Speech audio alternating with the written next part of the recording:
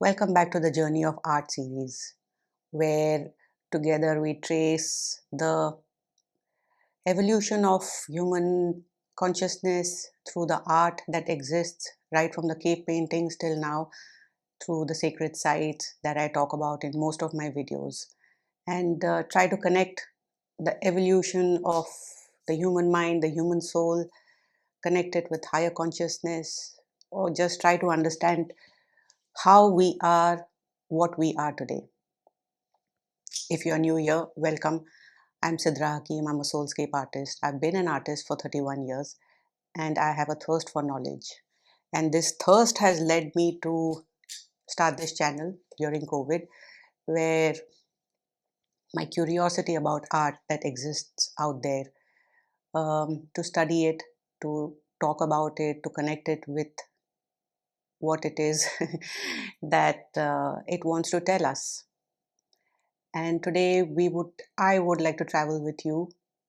I have traveled here in my mind to a remarkable place that exists, and there is none other than that exists, in my opinion. In my previous video, I spoke about the Terracotta Army. Today, I would like to travel to the northwest region of Cambodia. I need not introduce this site. I'm sure everyone has heard about this. Today, we travel to Angkor Wat. It is on my bucket list, and I'm sure many thousands and millions of people have it on their bucket list, and millions others have visited this and come out of it, I would say, transformed, if not mesmerized. And let me express from my point of view the magic of Angkor Wat. This is Angkor Wat is the largest spiritual religious monument that exists in the world today, constructed somewhere between 1115 and 1150 from current era. This temple is huge, vast, constructed over 162 odd hectares. Imagine the magnanimous sight that this is. It is surrounded by a large moat, I would say, 200 meters wide. And this is similar to the protective layer believed to surround the outer layers of the cosmos. But what is fascinating? What is so fascinating about this site?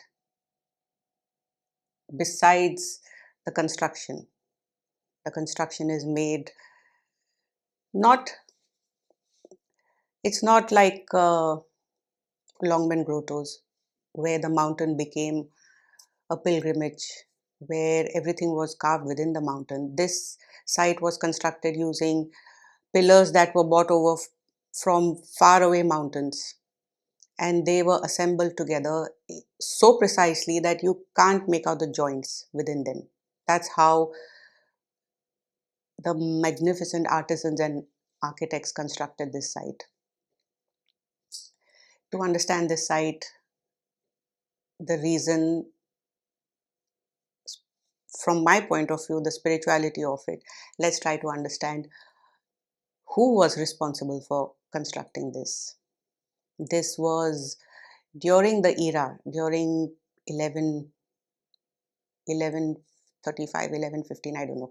During that time, the Khmer region was ruled by an emperor, Emperor Suryavarnam the second. I hope I pronounced it right. Emperor Suryavarnam the second was looked upon not as an emperor himself in the Khmer tradition at that time. The emperors, the rulers, the kings, whoever was ruling, was responsible not only to bring about the harmony, not only responsible to see the smooth running of the empire, but was responsible to protect the empire in a divine way, to be the to be the connection between the divine and the earth. That was the tradition. And Emperor Suryavarnam thought, well, how can I do this? The best way is if I mirror the cosmos on this earth. And so began the construction of this temple. If you go through the temple, anyone who's been fortunate enough to visit this temple will know the energetic shift as soon as you step into, cross the moat, step into the landscape of the temple. It is on my bucket list. I hope I get to see it someday. Go through it. The vision, the visualization, the energetic absorption of the temple will show that visually you will see the 5 pillars of the lotus buds. They are placed so strategically. They are believed to they are believed to shine the sun at the tip during the spring equinox. It is so precise that during the spring equinox, it captures the entire ray of light with the intention probably to spread the light, spread the blessings, spread the divine, whatever the emperor thought. But the precision of it is what was remarkable at that time. Architects, the artisans, what were they thinking? How did they do it? Well, they did it. And that those are the pillars of the temple. Once you enter the temple, you will see the artwork. This is the core of the temple, the artwork. Every column has goddesses, the divine feminine, carved into the stone. And just like the terracotta, they are different from each other. Each feminine has a different expression. She has a different jewelry. Her garments are different from one another. The hair is different. Everything is different, just like the terracotta army. They are uniquely featured from one another. Some have serene expressions, some have a mischievous look, maybe. But this is what you see in all the columns on the walls within the temple, I'm sorry. And this is what makes you think. This is what will perhaps you ask the question to yourself, is this what the emperor thought of mirroring the cosmos to the earth? Is that what he thought the cosmos was all about? Could be. Could be that civilization had their own beliefs. They had their own um, following, understanding of the divine. The emperor must have had his high council, his priests around, who were preaching what they thought was necessary to be spoken about. That's how they constructed the pillars, to harness what it is that they were trying to harness. Maybe, maybe the emperor thought, how can this civilization bring about the understanding of cosmos within the stone? And he went about doing it. He did it. He did it with this temple. The soul of this temple is the divine feminine, the stone carvings of the divine feminine, the 2000 odd statues, figures. But the climax of this temple would be a story that talks about mythology, but it is right in front of your eyes. Entire separate gallery is dedicated to that.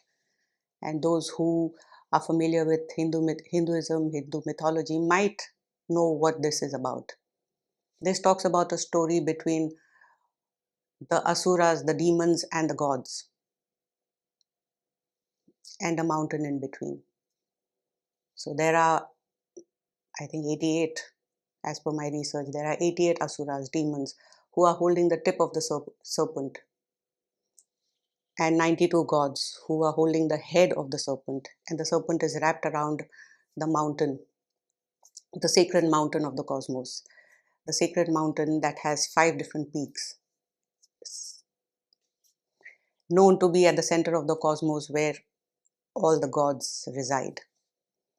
And the purpose of this tug of war between the demons and the gods is to churn the mountain so that they can come up with the amrit, the elixir, which was also needed for eternal life, for